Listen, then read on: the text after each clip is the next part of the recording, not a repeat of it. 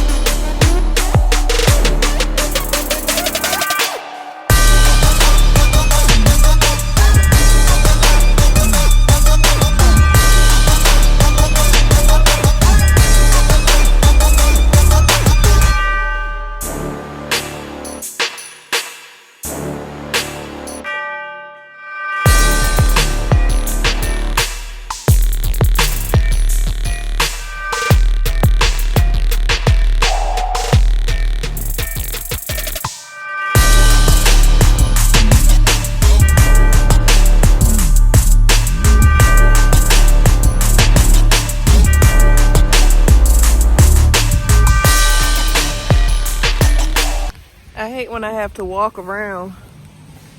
You know that a driver's coming. Have the door open, you would think. But now sister gotta walk around here and give freaking paperwork when the stuff should be freaking open.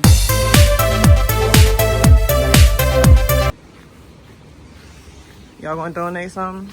Hey. To line your lift gate up to where you gotta go, so that way you won't be tipping over pallets. Because if you don't line yourself up well, every single pallet that come up off this lift gate, you will regret that you didn't line up right, because you're gonna be picking up everything under the sun because you didn't set yourself up. Like, it's best to be proactive. So proactive, just get the stuff going as you do it. That's how I work, yes. All right, guys, I finally finished. I guess I was probably like an hour and some change. So now we gotta hurry up and get to our next stop, so that way we can get the hell home.